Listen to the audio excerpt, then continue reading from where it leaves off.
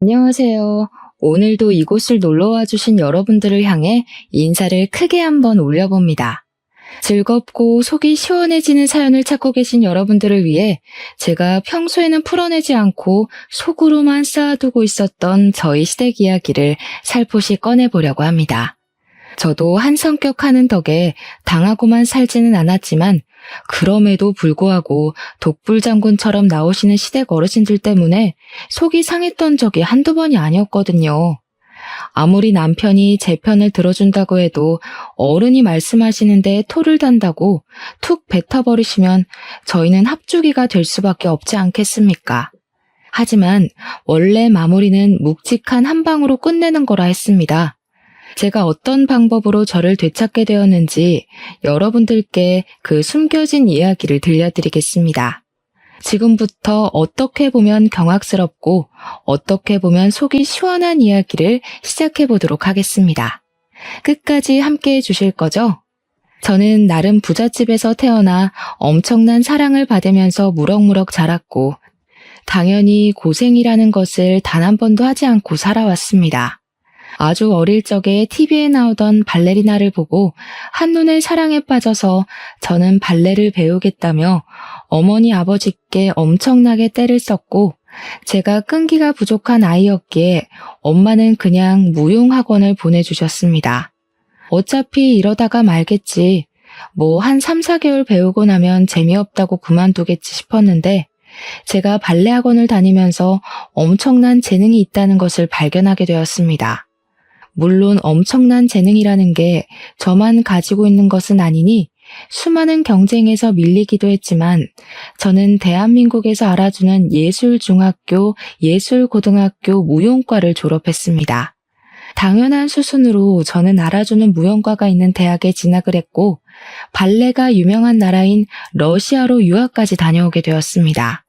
러시아 유학을 하던 도중 운이 좋게도 러시아 무용단에 입단을 하게 되어서 발레 공연을 하며 이름을 서서히 알리기 시작했습니다.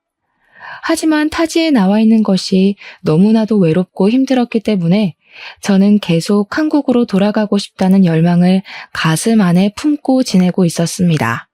제 주위에는 전부 한 가지 배역을 탐내는 동료들로 가득했기 때문에 보이지 않는 경쟁이 쉼없이 계속되었고 마음 낼 곳이 하나 없는 곳이라 너무나도 지쳐가게 되었습니다. 한국으로 돌아오기로 몇 번이나 마음을 먹었다가도 여기서 제대로 자리를 잡아야 경쟁이 치열한 국립발레단에 들어갈 수 있었으므로 참고 또 참아내게 되었죠. 그러던 도중 한국에서 온 남편을 만나게 되어 연애를 시작했고 저는 남편을 따라서 한국으로 돌아와 결혼식을 올리게 되었습니다. 한국에서도 쉬지 않고 발레단의 문을 두드린 덕분에 저는 발레리나라면 누구라도 가고 싶어하는 국립발레단에 들어가 메인으로 서기도 하면서 승승장구를 하며 지내고 있었습니다.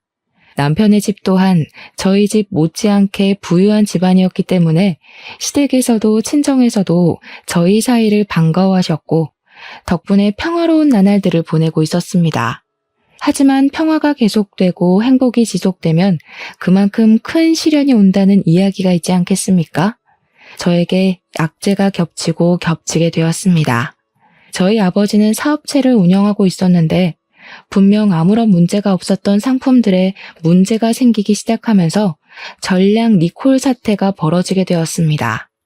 아버지께서는 아무런 예고 없어 벌어진 일에 문제를 해결하기 위해서 잠도 제대로 주무시지 못할 정도로 바쁘게 뛰어다니기 시작하셨습니다.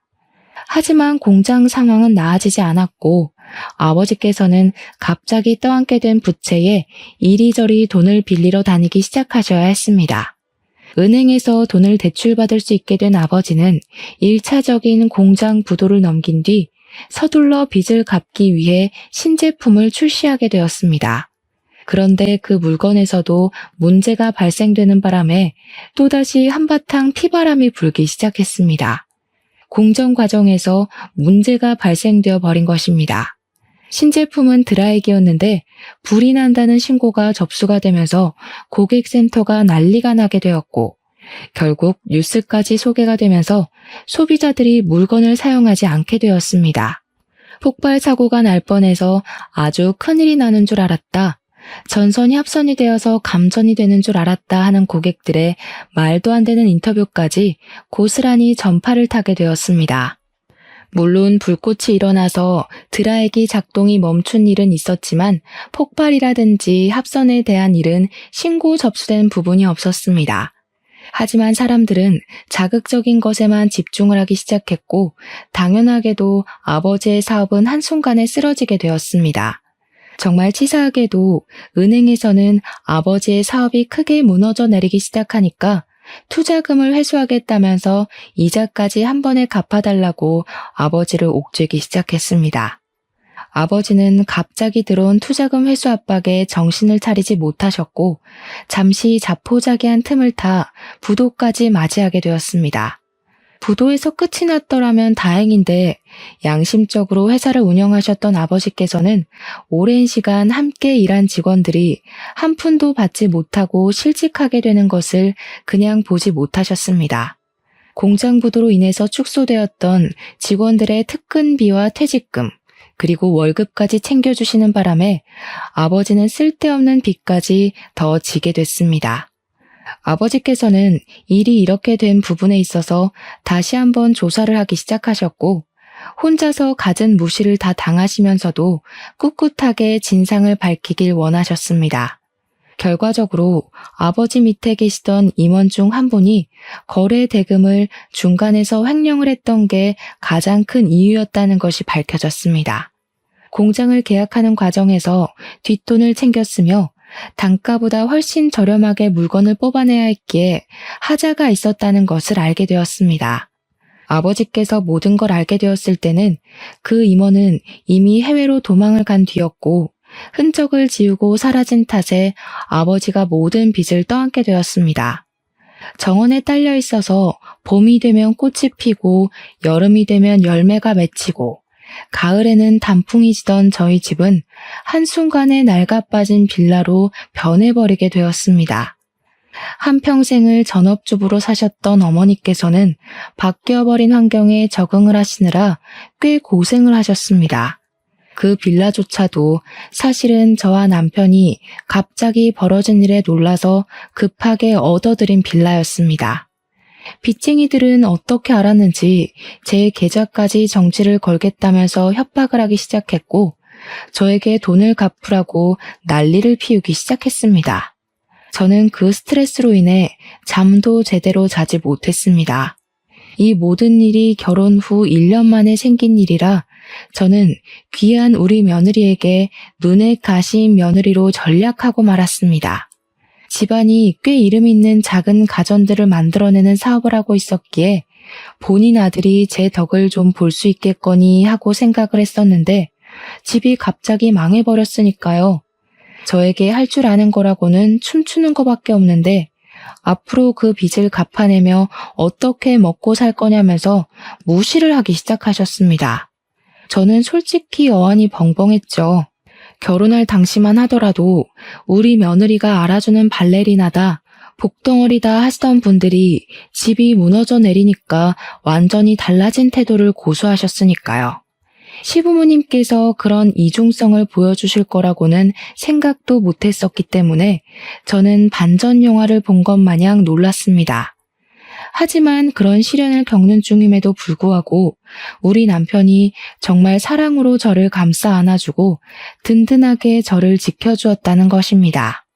제가 스트레스로 잠을 이루지 못할 때마다 옆에서 뜬 눈으로 이야기를 나눠주며 제가 겪은 아픔을, 힘듦을 보듬어 주려고 노력해 주었기에 저는 남편을 의지하며 버텨낼 수 있었습니다. 거기다가 변해버린 환경에 적응을 하지 못하고 계속해서 현실을 부정하며 우울증에 시달리시던 저희 어머니를 챙겨준 사람이 제 남편이었거든요. 저는 그런 남편에게 자극을 받아 다시 일어설 수 있었고 공연에 매진하여 하루빨리 아버지의 빚을 덜어드리고 싶은 마음뿐이었습니다. 제가 열심히 노력하는 거에 비해 성과가 미미하던 어느 날 저는 인생에서 가장 불행한 경험을 하게 되었습니다.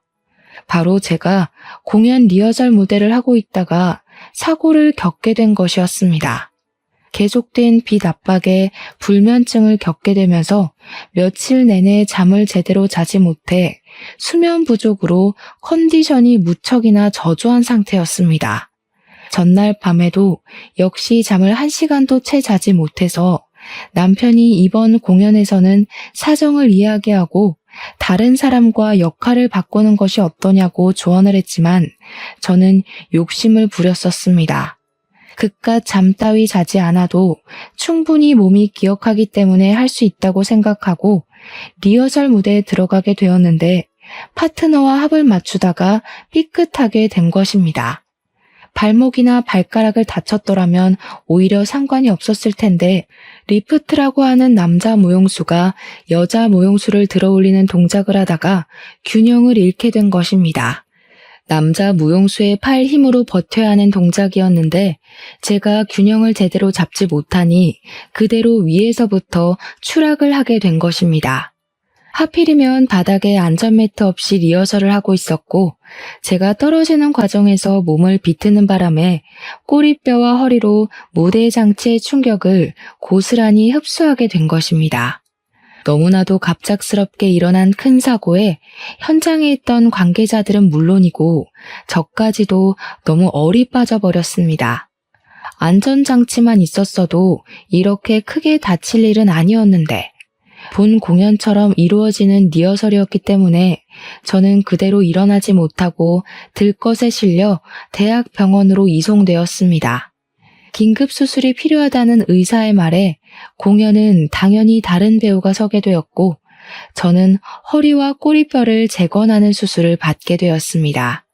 보통은 리프트 동작을 하다가 낙하사고를 당해도 그 정도까지 다치지는 않는데 제가 스트레스로 인해 살이 너무나도 빠져있는 상태였었죠.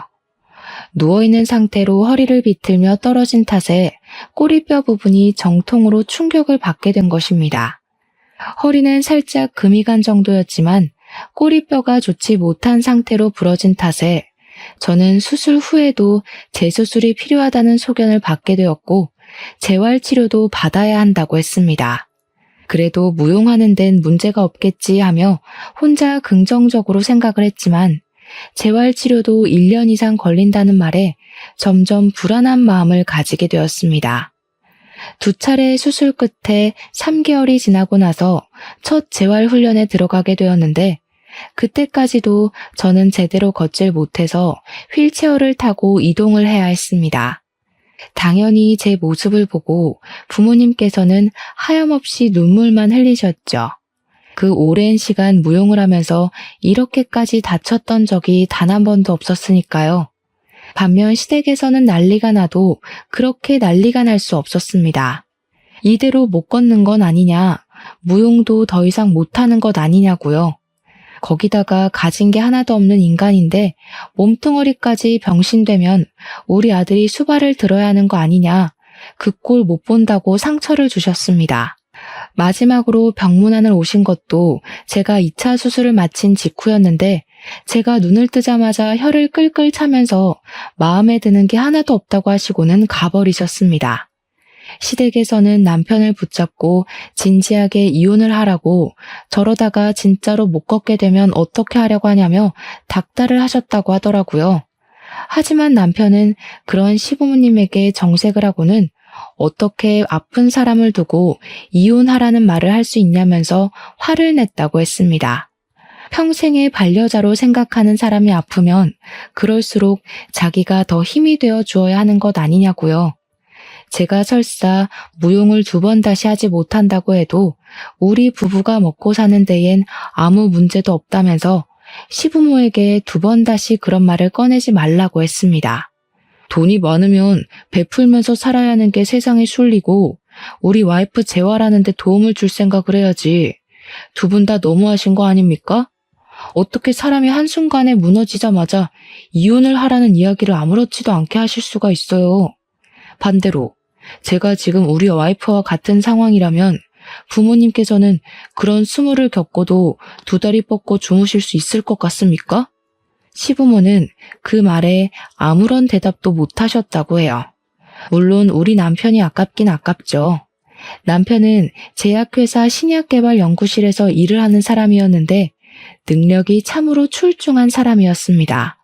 저랑 러시아에서 만나게 되었을 시점에도 러시아에 있는 제약회사 연구실에 1년간 파견 근무를 왔다가 우연히 저를 만나게 되어 연애를 시작한 것이었습니다.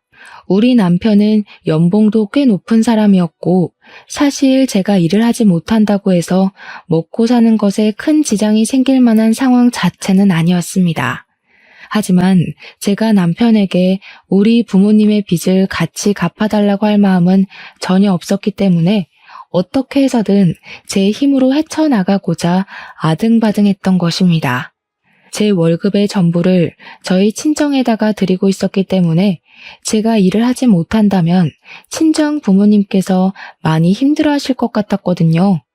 시댁에서는 제가 월급을 전부 친정에 가져다 준다는 것을 모르고 있었지만 어느 정도는 보내고 있다고 예상은 하셨을 겁니다. 그러니 남편이 혼자 돈을 벌게 되면 남편의 돈이 저희 집으로 흘러간다고 생각을 하셨을 테고요. 귀하게 공부만 시켜서 능력을 인정받고 있는 아들이 망해버린 처가 때문에 짐을 짊어져야 한다고 생각하실 테니 제가 당연히 눈엣 가시로 보였겠죠. 저는 재활에 악착같이 힘을 쓰면서 남들보다 2배, 3배로 더 열심히 훈련을 하기 시작했습니다. 하지만 걸을 때 느껴지는 통증이 너무나도 심했고 의사 선생님 또한 저에게 꾸준히 재활을 하다 보면 통증이 어느 순간 무뎌지는 날이 오게 하겠지만 영구적으로 사라질 통증은 아니라고 하셨어요. 그리고 앞으로 무용으로 활동은 하지 못할 것이라고 쐐기를 박아버리시더라고요. 저는 의사 선생님의 단호한 말이 믿어지지가 않아서 왜 앞으로 무용 활동을 할 수 없느냐고 다시 한번 물어보았습니다. 이미 나이가 있으셔서 몸이 많이 굳었을 테고 재활하는 동안 무리한 스트레칭을 하시면 조직이 손상될 수 있기 때문에 절대로 하셔서는 안 됩니다. 스트레칭을 전혀 하지 못하는 상태로 재활을 마치게 된다면 당연히 제 몸은 빳빳하게 굳어버릴 테죠. 저는 이 사고로 인해서 더 이상 무용을 하지 못한다는 사망 선고를 받게 된 것이나 마찬가지였습니다. 동작을 하는데 무리가 가지 않을 정도의 수준이 온다 하더라도 그것은 일부 동작이나 연습 정도의 수준이지 무대에 올라갈 만큼의 실력을 다시 되찾긴 어려울 것이라는 뜻이었습니다. 하루라도 연습을 하지 않으면 몸이 적응을 못하고 굳어지는 게 느껴지는데 1년을 넘는 시간 동안 연습은커녕 스트레칭도 할 수 없다고 하니까요. 저는 의사 선생님 앞에서 눈물을 펑펑 쏟아냈지만 현실적으로 불가능한 일이라는데 제가 받아들여야지 어떻게 하겠습니까? 남편은 옆에 서서 같이 울면서 저를 위로해 주었지만 자신의 분야에서 승승장구하고 있는 남편에게 질투가 나기도 하고 위로가 귀에 담기지 않았습니다. 거기다가 우리 남편이 저에게 프로포즈할 때 제가 점프를 뛸 때마다 나비 한 마리를 보는 기분이라고 너무 멋있다고 하면서 프로포즈를 했었거든요. 이제 더 이상 나비처럼 뛸 수 없는 몸이 되었으니 남편의 마음이 변하진 않을까 생각하게 되면서 점점 불안증은 커지기 시작했습니다. 제가 불안해한다는 걸 남편도 느낀 것인지 그 뒤로 매일같이 저에게 어떤 모습을 하고 있던 저를 사랑할 거라고 믿음을 주었습니다. 제가 지쳐서 포기를 하고 싶다고 할 때에도 역시 저는 할 수 있는 사람이라고 용기를 주었고요. 저는 불안했던 마음이 점차 열리고 옅어지면서 남편의 말을 완벽하게 신뢰하게 되었고 결과적으로 저희 두 사람의 사이는 돈독해지게 되었습니다. 저는 1년 2개월이라는 시간을 오로지 재활에만 쏟아부었어요. 33살의 나이에 다시 무용이 하고 싶다는 열망을 감추지 못하고 오디션을 보러 가게 되었습니다. 사고 이후 처음으로 보는 오디션이었기에 가슴이 너무 떨려서 잠도 제대로 자지 못했고 그런 저를 남편이 옆에서 지켜보겠다고 응원을 해주었습니다. 오디션장에서 음악에 맞춰 동작을 하는데 살아 숨쉬는 느낌이 들었지만 제 몸이 제 마음처럼 따라주지 않는다는 것 또한 느끼게 되었습니다. 당연히 떨어지겠구나 하는 생각을 하면서도 오기가 생겨서 한 곡을 모두 마치게 되었지만 결과는 역시 예상한 대로 탈락이었습니다.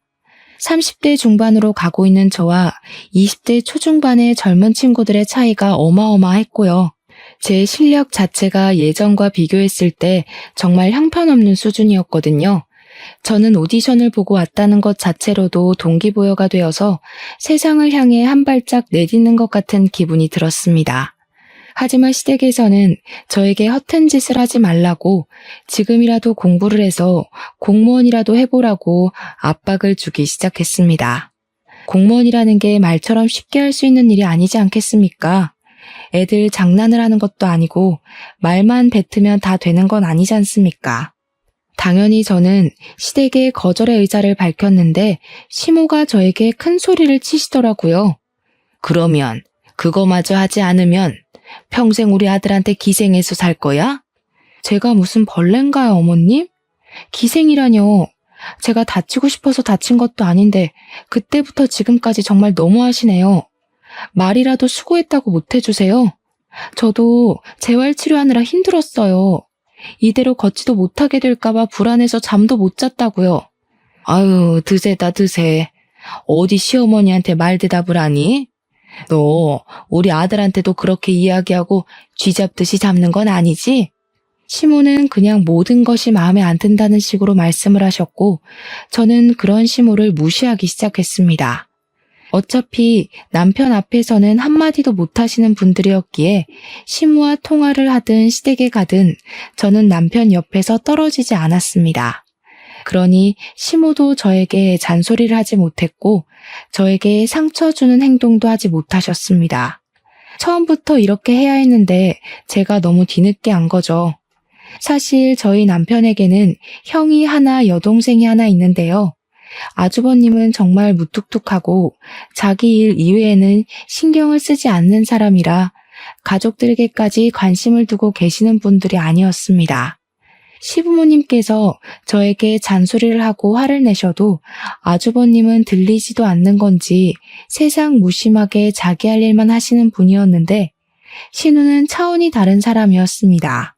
얼마나 여우 같은 사람이었냐면 제가 발레리나로 인터뷰도 하고 주인공도 맡을 시절에는 콩고물을 얻어먹을 게 없나 싶어서 저에게 알랑방귀를 끼면서 들러붙었었거든요. 제 공연에 부르지도 않았는데 비싼 티켓 값을 내고 찾아와서는 꽃다발을 주겠다며 대기실에 들어와 괜찮은 사람 있나 없나 주변을 살피는 그런 사람이었습니다. 그러다가 마음에 드는 사람이라도 발견하면 동료 무용수들을 소개해달라고 하면서 아양은 다 떨고 저에게 친한 척을 다 했습니다. 그러다 제가 사고로 인해서 무용단은커녕 집에서 우울하게 지내고 있으니까 아무짝에도 쓸모가 없다며 시모와 함께 무시를 하기 시작하더군요. 언니, 근데 무용하다 보면 막 신체도 서로 부딪히고 딴 마음도 먹게 되고 그러지 않나? 그거 바람 아냐? 언니 솔직하게 말해봐. 같이 작품하다가 정본난 남자 무용수들도 있지? 결혼한 이후에도 있는 거 아니야? 어머머. 신우, 무식해 보이니까 어디 가서 그런 소리 절대 하지 마세요. 아셨죠? 신우 논리대로라면 세상 모든 무용수들은 죄다 가정 파탄이나 내는 사람이게요.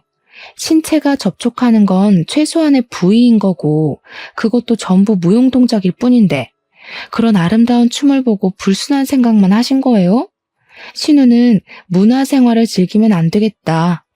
혹시 영화나 드라마 보고도 주인공들끼리 무조건 사귄다, 바람이다 생각하시는 건 아니죠? 그러면 너무 무식한 건데. 뭐요? 무식? 언니 지금 저한테 무식이라고 했어요? 그렇잖아요. 누가 일적으로 만난 사이끼리 그런 생각을 해요? 신우는 회사 다니면서 회사 과장님, 부장님이랑 회의하면 바람 피우는 것 같아요? 와, 그 정도면 진짜 망상증이다. 신우 제가 다니는 병원이 정신과가 유명하다고 하던데 같이 한번 가볼래요? 시모야 우더른이니까 저렇게 함부로 말을 할 수 있지만 신우는 저보다 어린데 굳이 제가 당하고 있을 필요가 없지 않겠습니까? 제가 워낙 말빨도 좋고 그동안 시모에게 당했던 일들을 언젠간 터뜨리려고 꾹꾹 눌러놓고 있었는데 신우가 먼저 와서 살살 긁어주니 저야 스트레스 풀고 좋은 기회였죠. 하지만 신우는 저에게 당한 것이 분했던 건지 저를 한 방 먹이고 싶어서 그러는 건지 쉬지 않고 시비를 걸어왔고 그때마다 저는 웃으면서 신우의 속을 뒤집어 놓았습니다. 언니는 정말 좋겠다. 이제 집에서 놀고 먹을 텐데 부러워서 어떡해?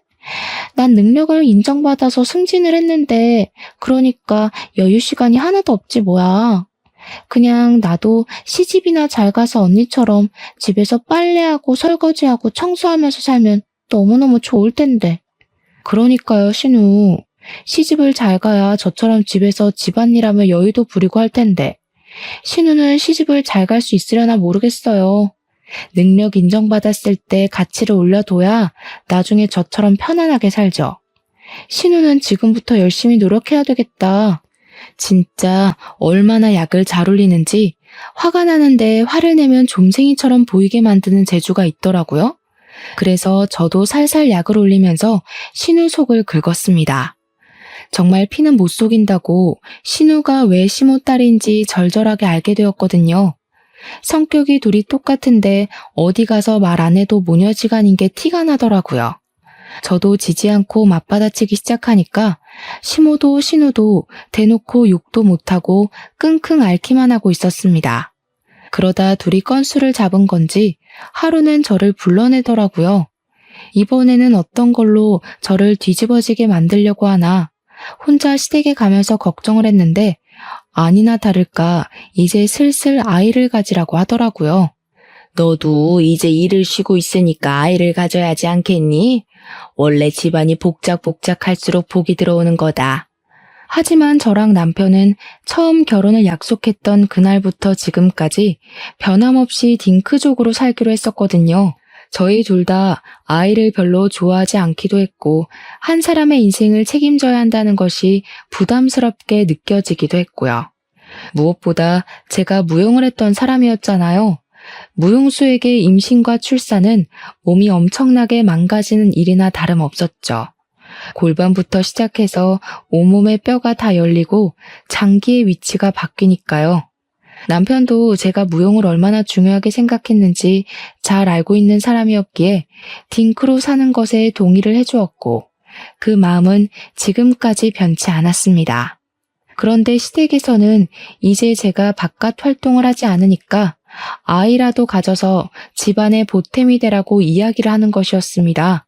이거 내가 아주 유명한 곳에서 지어온 아기가 들어서는 한약이야. 이 약 먹으면서 꾸준히 노력하면 건강한 아이를 출산한다고 하더라. 시모는 저에게 애가 잘 들어서는 약이라면서 하루에 한 번씩 꼬박꼬박 챙겨 먹으라고 비싼 거라고 엄청나게 생색을 내더라고요.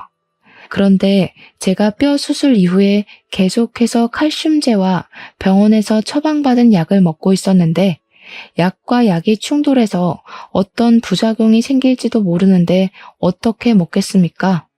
어머님, 제가 지금 병원에서 처방받아서 먹고 있는 근육약이랑 칼슘제가 있어요. 약을 먹는 중이라 이 한약을 먹기엔 좀 걱정이 되네요. 거기다가 제가 먹고 있는 약을 끊기 전까지는 임신도 해서는 안 된다고 하셔가지고 좀 어려울 것 같아요. 언니, 내가 의심만 하고 있다가 지금 와서 좀 확신이 드네? 언니 혹시 불임 아니야? 불임인 거 속이고 결혼해서 이런저런 핑계대고 임신 못한다고 하는 거지. 그 말을 하는데 시모도 순간 도끼 눈을 뜨고 저를 쳐다보더라고요. 제가 무슨 불임 아닌 걸 증명하려고 낳기 싫은 아이를 낳아야 하는 것도 아니고요. 슬슬 짜증이 확 나는데 여기서 애둘러 넘어갔다가는 불임으로 확정이 날 것 같고 아니면 애를 가지라고 계속 이야기를 들을 것 같더라고요. 마음대로 생각하셔도 저는 상관없긴 한데 저희 부부끼리 상의하고 아이를 갖지 않기로 결정한 일이니 존중을 해주셨으면 좋겠습니다. 그리고 지금 제가 먹고 있는 약이 임신해서는 안 되고 임산부가 먹어도 안 되는 약이라는 건 병원에 가서 물어보셔도 맞다고 하실 거예요. 시모에겐 제가 한 말의 의미가 제대로 들리지 않았는지 불임에 꽂혀가지고 퇴근하는 남편을 불러다가 진짜 제가 불임이냐고 몇 번이나 물어봤다고 하더라고요. 하자 있는 여자랑 결혼한 거 아니냐고 제가 불임이라서 어쩔 수 없이 아이를 가지지 못하는 건 아니냐고요. 우리 아들에게 문제가 있을 리가 없는데 아이를 가지지 않는다는 게 수상하다면서 남편이 하지 말라고 짜증을 내는데도 계속 부림부림했대요. 남편이 버럭 소리를 지르면서 그만하라고 그런 거 아니라고 이야기를 하는데 신우가 글쎄 남편에게 대놓고 그랬다는 겁니다. 제가 무용을 한답시고 러시아에 유학도 다녀오고 남자 무용수들이랑 들러붙어서 춤을 추고 하는데 몸을 함부로 써서 임신을 못하는 거 아니냐고요. 정말 선 넘은 발언이었죠. 남편이 그 말에 눈이 완전히 돌아버려서 신우의 뺨을 가차없이 날렸다네요. 얼굴이 짝소리와 함께 돌아간 신우는 순둥이 같던 남편이 자기 얼굴을 쳤다는 거에 충격을 받았고 시모도 너무 놀라서 악소리도 내지 못했대요. 남편이 씩씩거리면서 신우한테 삿대질을 하면서 경고를 했다고 합니다. 왜 우리 와이프한테 문제가 있을 거라고 생각해? 내가 불임이야, 내가 애를 가지지 못해서 우리가 딩크족으로 살기로 협의를 본 거라고. 너 한 번만 더 너네 새언니에 대해서 그딴 소리 퍼뜨리고 다녀봐. 그 다음부터는 뺨으로 안 끝나. 말이 끝나기 무섭게 신우가 뺨을 부여잡고 아프다고 엉엉 울기 시작했대요. 얼마나 세게 쳤는지 손가락이 그대로 남았다고 하더라고요. 시모도 애는 왜 때리냐며 남편한테 한 소리를 했다고 하는데 남편은 시모에게도 지지 않고 형이 있는데 대를 왜 자기가 이어야 하냐고 사자후를 내뱉었대요. 남편은 저랑 둘이서 평생 행복하게 사는 게 꿈이라고 가족관계에 왈가왈부하지 말라면서 시모가 저에게 주려고 했던 한약을 다 버렸대요. 하나하나 포장된 약을 가위로 다 뜯어서 싱크대에 부어버리니까 시모가 그게 얼마짜리인 줄 알고 버리는 거냐고 악을 썼다네요. 남편은 얼마짜리인지가 뭐가 중요하냐, 맥을 짚어서 개인에게 맞춘 약도 아닌 걸 보면 공장에서 찍어낸 거나 다름없을 거라고 한 소리 하고요. 2번 다신 이런 거 보내지도 말라면서 다음에 또 이런 일이 있으면 그때는 집도 이사가고 번호도 바꿔버릴 거라고 도리어 협박을 한 거죠.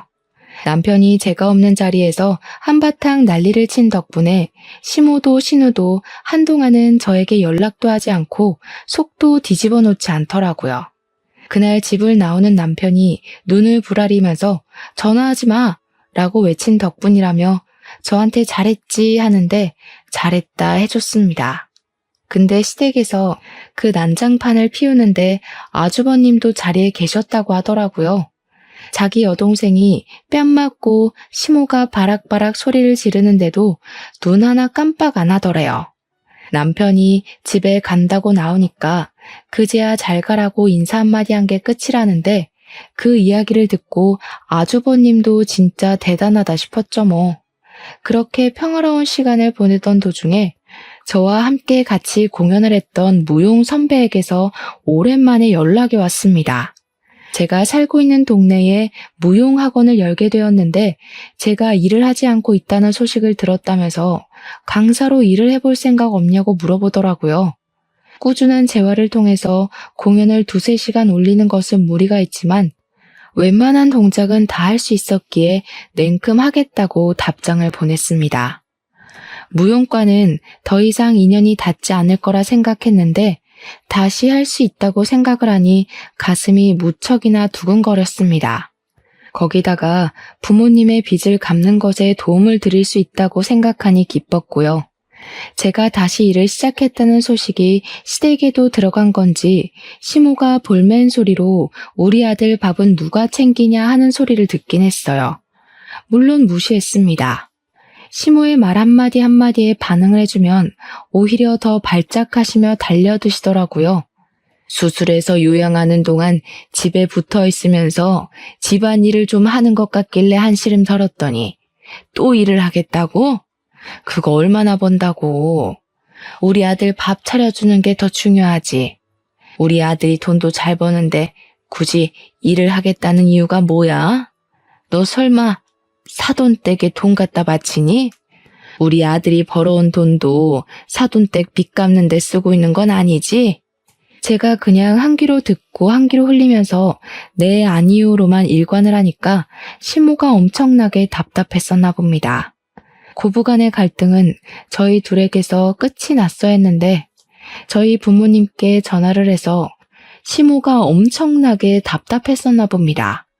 고부간의 갈등은 저희 둘에게서 끝이 났어야 했는데 글쎄 저희 부모님께 전화를 해서 시모가 이 정신나간 소리를 한 게 아니겠습니까? 사돈댁이 망한 것도 속상해 죽겠는데 우리 아들 돈으로 빚 갚는데 보태고 있냐고 말입니다. 저희 부모님께서도 그 말을 듣고 속상하셨는지 저에게 돈을 보내지 않아도 된다고 본인들이 스스로 갚을 테니 걱정 말라고 하시는데 제가 너무 열이 받아서 참지 못하겠더라고요. 남편에게 이야기를 하고 시댁에 찾아가서 뒤집어 엎었습니다. 지금 우리 부모님께 전화해서 뭐라고 하셨다고요? 우리 아들 돈으로 빚을 갚네 마네. 우리 집 빚 갚는데 남편 돈 한 푼도 들어간 거 없습니다. 제가 벌어서 제 돈으로 갚아드리겠다는데 어머님이 왜 참견하세요? 나중에 어머님도 폭삭 망하면 제 돈 쓸 생각 하나도 하지 마세요.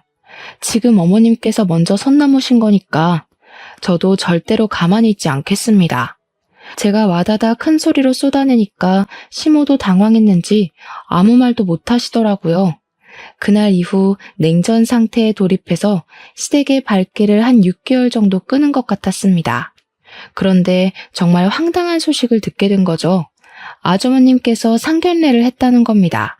저랑 남편만 빼고요. 아주버님이 남편에게 전화를 해서는 왜 우리 부부는 상견례에 오지 않은 거냐고 물어봤다는데 뭘 알아야 가죠.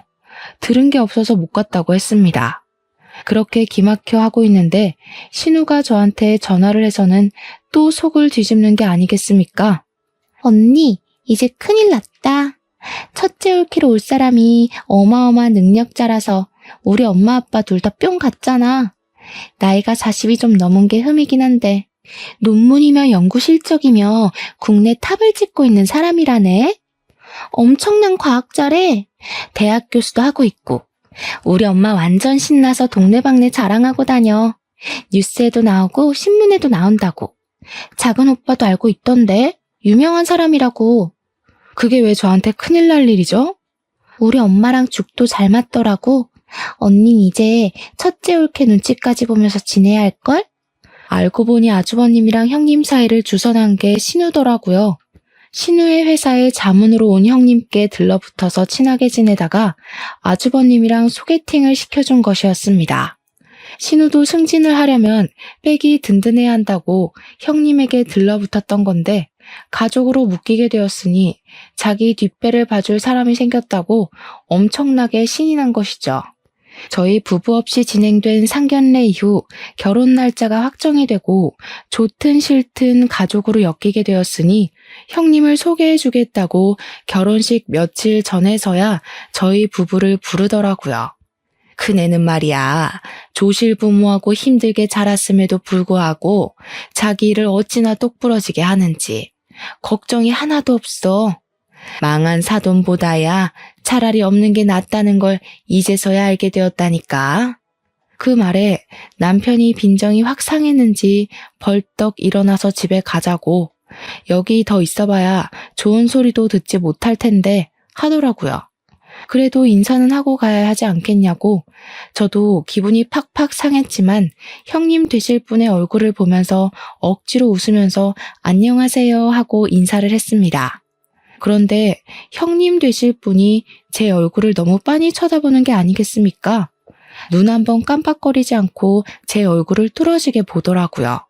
시모가 제 욕을 얼마나 했으면 이렇게 무례하게 인사도 받아주지 않고 제 얼굴을 보는 걸까 싶어서 고개를 돌리려고 하는데 제 손을 딱 잡는 겁니다. 혹시 김철현 사장님 따님인 김혜나 씨 맞으세요? 네. 저희 아버지를 어떻게 아세요? 아니, 어떻게 이런 인연이. 김철현 사장님은 잘 지내고 계세요? 제 은인이나 다름없는 분이세요.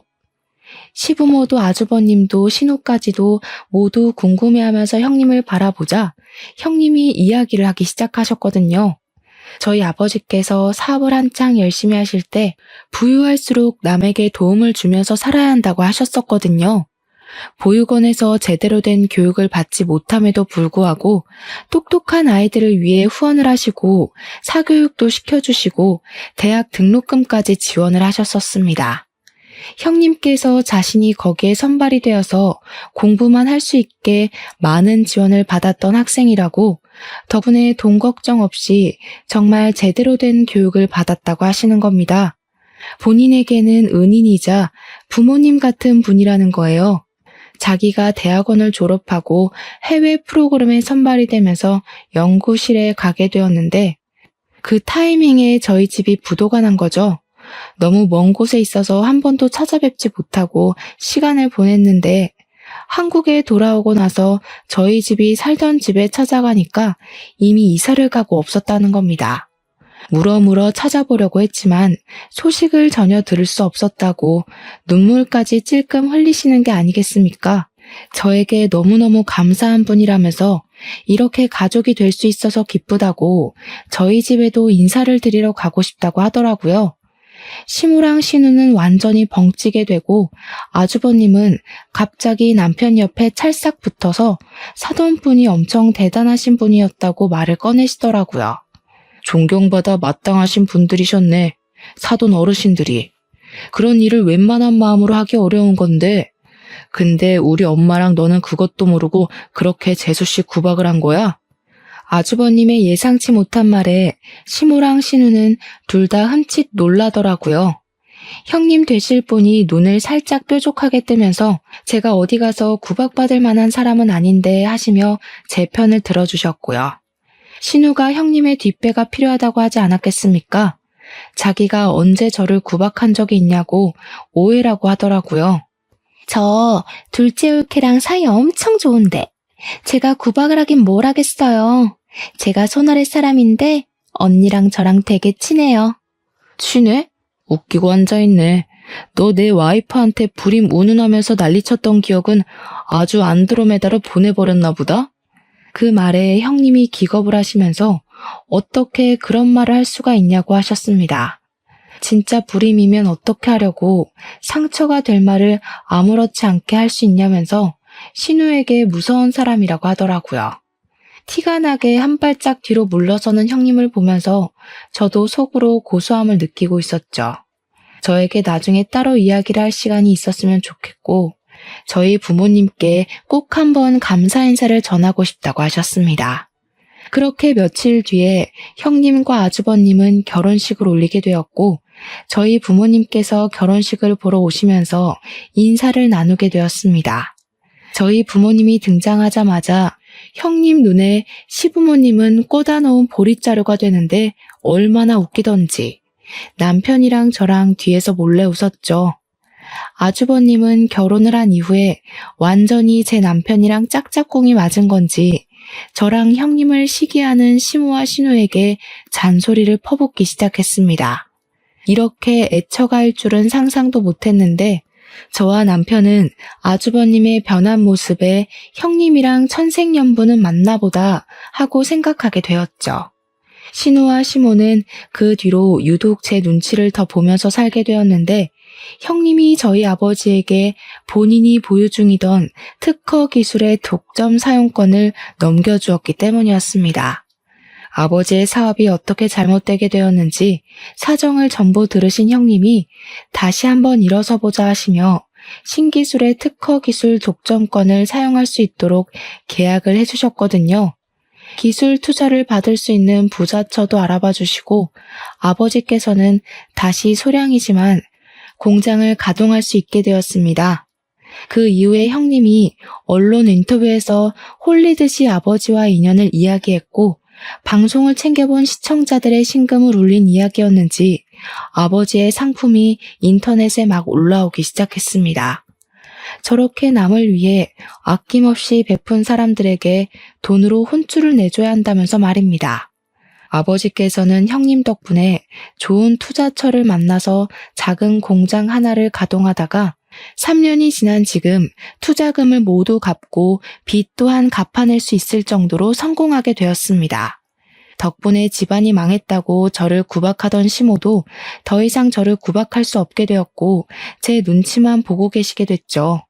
저랑 형님은 시댁에서 고개를 빳빳하게 들고 다니며 신우에게 가끔 면박을 주면서 그렇게 지내고 있습니다. 겹경사로 형님은 시험관 시술을 통해서 쌍둥이를 임신하게 되었는데 덕분에 저희에게 아이를 낳으라는 압박 또한 사라졌고요. 저희는 시댁에 다시 한번 딩크족으로 살겠다고 선언하고 아무런 간섭 없이 행복하게 살았답니다. 비온 뒤에 땅이 굳는 것처럼 단단하게 저와 남편 앞으로도 건강하게 살겠습니다. 끝으로 제 사연을 들어주신 여러분 정말로 감사드립니다.